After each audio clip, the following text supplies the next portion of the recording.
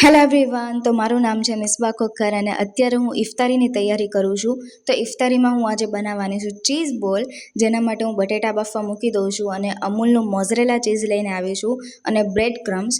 તો વસ્તુ તો મારી બધી આવી ગઈ છે અને આજે હું અત્યારમાં જ તે તૈયારી કરીને મૂકી દઈશ, એટલે ઇફતારીના ટાઈમે સાંજે મારે ખાલી ફ્રાય કરવાનું જ રહે. પછી એવું થાય છે કે સાંજે તૈયારી કરું અને પછી ઇફતારીમાં લેટ થઈ જશે, એટલે આજે એમ કે હું સવારમાં જ બધું કરી નાખું.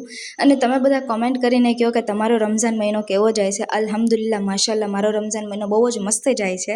અને મારા ચીઝ બોલ થઈ ગયા છે એકદમ રેડી. અને મેંદાની મેં એક સ્લરી બનાવીશ કે પહેલાં હું એમાં ડીપ કરીશ અને બ્રેડ ક્રમ્સમાં એવી રીતે હું ડબલ વાર કરીશ, એટલે આપણા ચીઝ બોલ જે છે એ ફાટે નહીં. ફ્રાય કરતી વખતે ફાટી જાય છે. મારા ઘણીવાર એવું થયેલું છે, ઘણીવાર એટલે ઘણીવાર. એટલે આજે મેં એ વસ્તુનું ધ્યાન રાખીશ કે હું ડબલ વાર એને ડીપ કરી નાખીશ. અને જો આ ડબલ વાર ડીપ કરીએ ને એટલે રિઝલ્ટ આવું આવે. એટલે તમને ફ્રાય કરો ને એટલે તમને બીક ન રહે કે આ બધું બહાર નીકળી જાય. અને મમ્મી કરે છે વડાની તૈયારી, કેમ કે રમઝાન મહિનામાં આખો રમઝાન મહિનો અમારે વડા હોય જ તે. અને આ બધા વાસણ તમને દેખાય છે ધોવાના છે, પણ આ રમઝાનમાં અમારે એટલી નિરાશ છે ને કે વાસણ ઉટકવાવાળા આવે છે અને કચરા પોતા કરવાવાળા આવે છે. એટલે આ રમઝાનમાં હું ફ્રી જ છું અને માશાઅલ્લાહ અલ્હમ્દુલિલ્લાહ અમારી ઇફતારી થઈ ગઈ છે. અને અત્યારે હવે હું દેખાડું છું તમને ચીઝ બોલનું ફાઇનલ રિઝલ્ટ.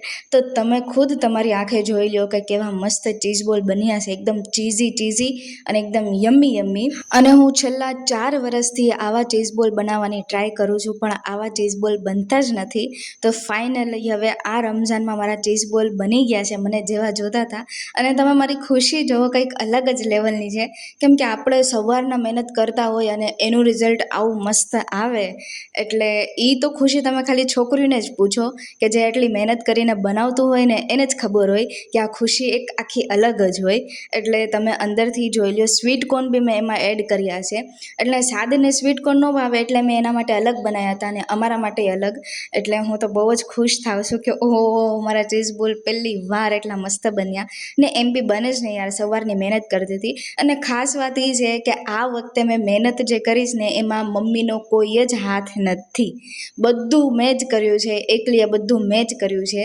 મમ્મીને મેં કાંઈ ખાલી હું પૂછતી હતી કે મમ્મી હું કેટલા બટેટા લઉં, બસ એ જ પૂછ્યું, બીજું કાંઈ મેં પૂછ્યું નથી.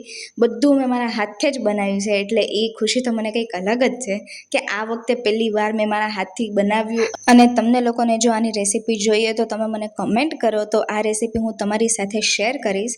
અને એક્સાઇટમેન્ટમાં મેં ગરમ ગરમ ખાઈ લીધું, પણ કાંઈ વાંધો નહીં, આવું બધું તો હાલ્યા જ કરે, જિંદગી છે તો હાલ્યા કરે. તો મળી હવે તમને નેક્સ્ટ વ્લોગમાં. Bye bye.